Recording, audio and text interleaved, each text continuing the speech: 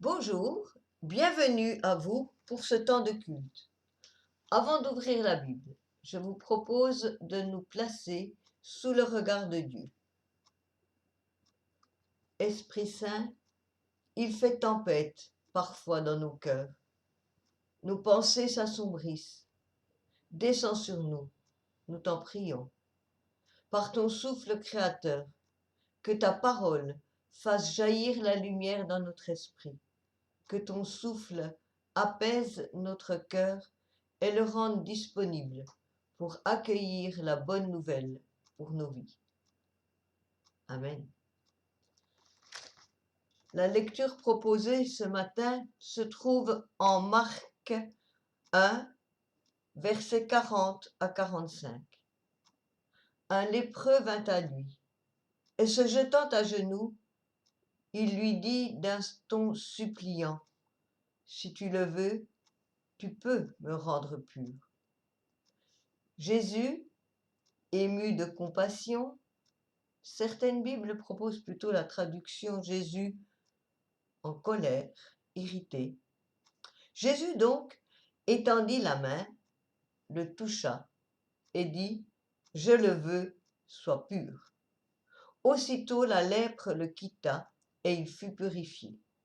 Jésus le renvoya sur le champ avec de sévères recommandations et lui dit « Garde-toi de rien dire à personne, mais va te montrer au sacrificateur et offre pour ta purification ce que Moïse a prescrit, afin que cela leur serve de témoignage. » Mais cet homme, s'en étant allé, se mit à publier hautement la chose et à la divulguer, de sorte que Jésus ne pouvait plus entrer publiquement dans une ville.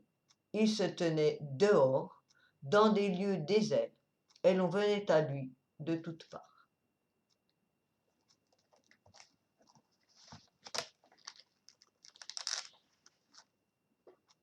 Il me semble que dans cet épisode du jour, tout tourne autour de cette affirmation de Marc, « Jésus le toucha ». Oui, Jésus osa ce geste impensable, surtout à l'époque, de toucher un lépreux. Pour bien comprendre la situation, il faut se souvenir du contexte, tel que nous le rappelle le texte du Lévitique, également proposé à notre lecture ce matin. Il s'agit d'un verset du Lévitique 13. Lévitique 13, je vous lis le verset 2. « Lorsqu'un homme aura sur la peau de son corps une tumeur, une dartre ou une tache blanche qui ressemblera à une tache de lèpre sur la peau de son corps, on l'amènera au sacrificateur Aaron ou à l'un de ses fils qui sont sacrificateurs. » Et j'y ajoute dans le même chapitre les versets 45-46. Le lépreux atteint de la lèpre portera ses vêtements déchirés et aura la tête nue.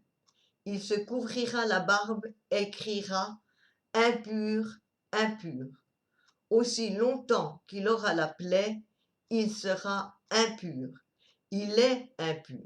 Il habitera seul. Sa demeure sera hors du camp. Bien sûr, un isolement se justifie. La lèpre est contagieuse. Mais les prescriptions du Lévitique n'étaient pas dénuées de conséquences pour le malade.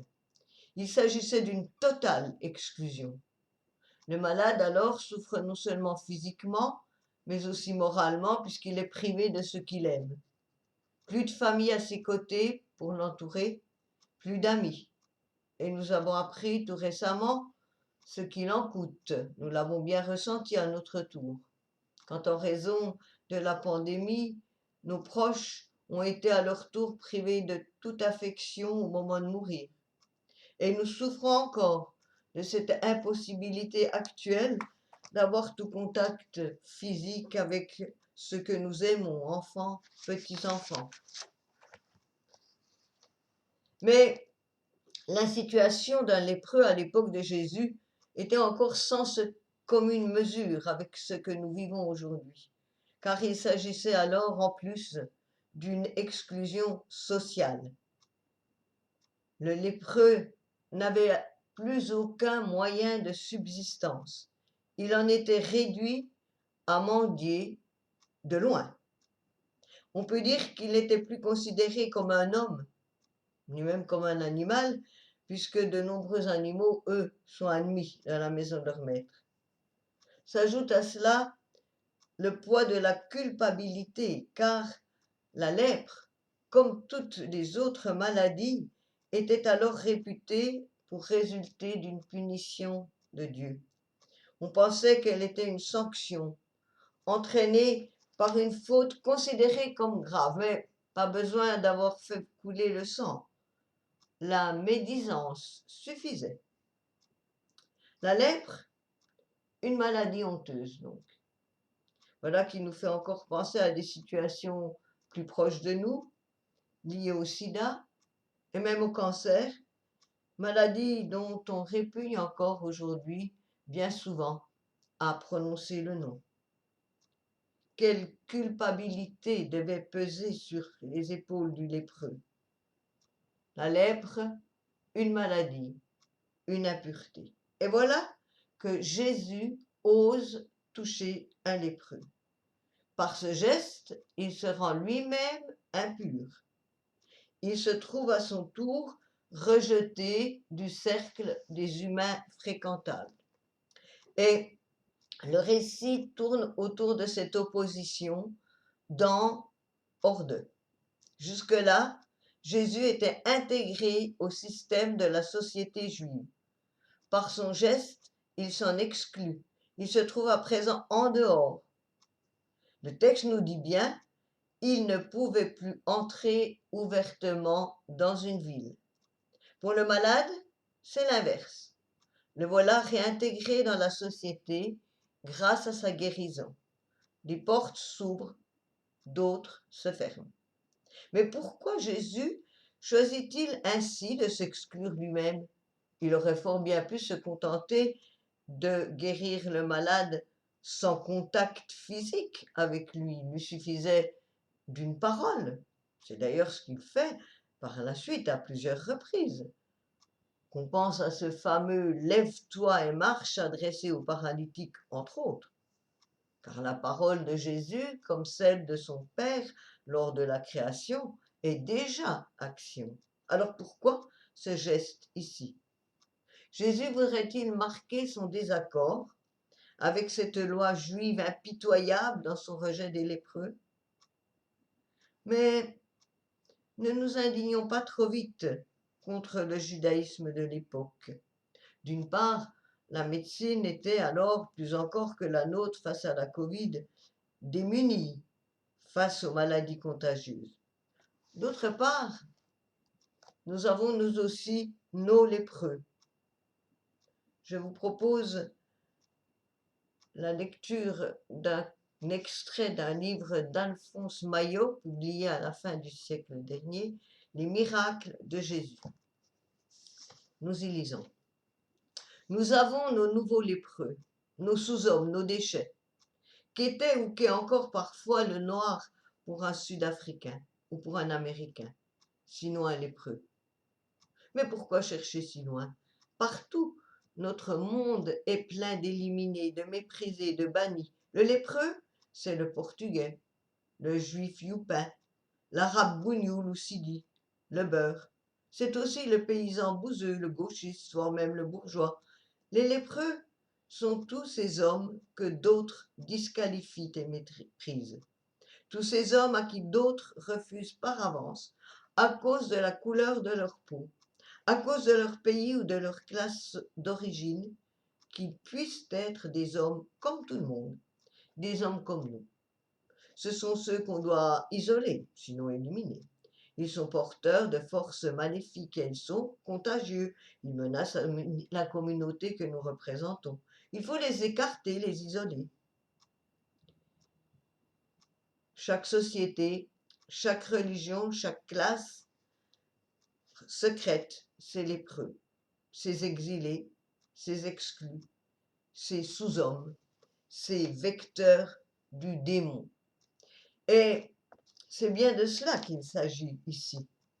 On pensait qu'un lépreux était porteur du démon. Certes, par rapport aux autres religions des peuples proches, le judaïsme s'était déjà affranchi de certains tabous. Le monde et le cosmos étaient délivrés des puissances plus ou moins redoutables qui empoisonnaient la vie des hommes, mais pas dans le domaine de la lèpre, maladie contagieuse par excellence, ni dans celui du sang. D'ailleurs, par la suite de son évangile, Marc montre Jésus qui s'attaque aussi à ce deuxième tabou, celui du sang, en guérissant une femme atteinte d'une perte de sang depuis 12 ans. En choisissant le contact direct avec le lépreux, Jésus donne un signe fort pour montrer que toutes ses craintes sont périmées. Il ne se contente pas de le dire, il agit, un petit peu comme nous le faisons nous, en mangeant par exemple à une table alors qu'on nous a annoncé qu'on était 13, ou bien en passant tout bêtement sous un échafaudage.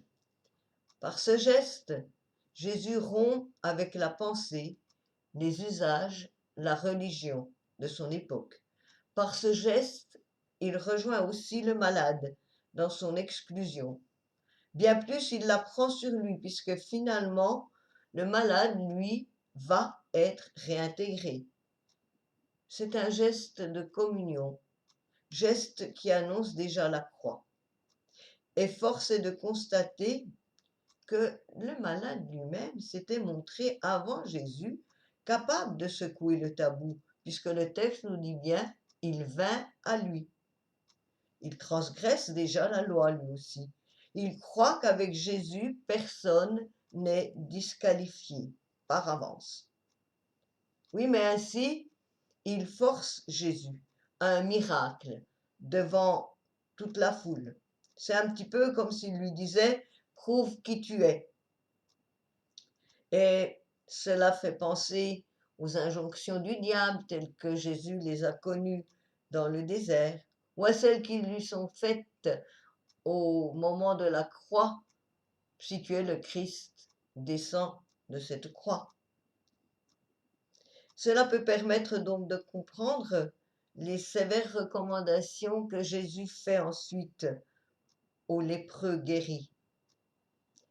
Visiblement, Jésus n'est pas très à l'aise, ce que certains traducteurs mentionnent dès le début de l'épisode en écrivant non pas que Jésus est ému de compassion à l'approche du lépreux, mais qu'il est irrité, voire en colère. On peut noter d'ailleurs que les évangiles de Luc et de Matthieu rapportant le même épisode ne retiennent à ce moment aucune notation de ce que peut ressentir Jésus. Ce qui est sûr, c'est que Jésus, quand il intime au lépreux guéri, au verset 44 que je vous relis, « Garde-toi de rien dire à personne », Jésus alors refuse que ce geste soit assimilé à un acte magique. Il ne veut pas être considéré comme un thaumaturge. Par contre, il tient à ce que le lépreux soit reconnu comme guéri et il l'envoie vers les autorités religieuses pour que sa guérison soit officiellement constatée. Au cours de cet épisode se révèle toute la difficulté de la situation pour Jésus à ce moment-là, obligé à la fois de prendre ses distances par rapport à la loi juive et de la respecter, d'être à la fois dans et hors la loi. Il ne peut ni approuver cette loi juive qui exclut le malade, ni heurter de front les sacrificateurs dont le sauf-conduit est nécessaire pour que le lépreux retrouve officiellement sa place dans la société. Une attitude que Paul nous propose comme modèle quand, en Corinthiens 1, chapitre 10, c'est le 3e texte qui nous était proposé ce matin, il écrit au verset 31 et 32. « Soit donc que vous mangiez, soit que vous buviez, soit que vous fassiez quelque autre chose, faites tout pour la gloire de Dieu. Ne soyez en scandale ni aux Grecs, ni aux Juifs, ni à l'Église de Dieu. De la même manière que moi aussi, je m'efforce en toutes choses de complaire à tous. » Oui, c'est un moment où nous sommes interrogés dans notre vie d'aborder nos problèmes de société à chaque instant. Je vous invite à la prière.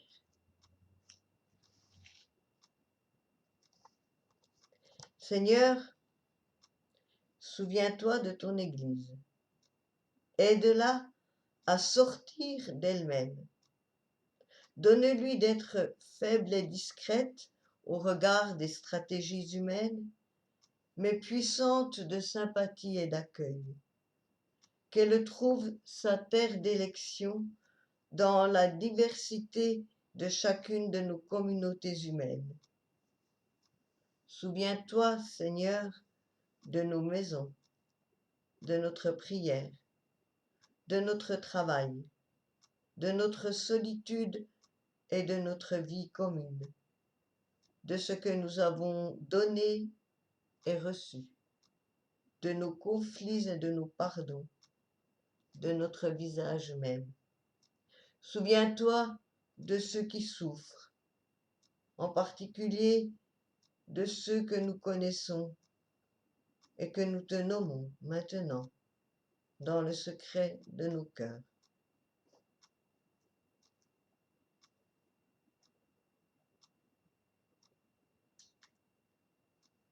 Souviens-toi de ceux qui tentent quelque aventure humaine, les chercheurs, comme ceux qui doutent, les responsables, comme les penseurs, et tous les travailleurs méconnus.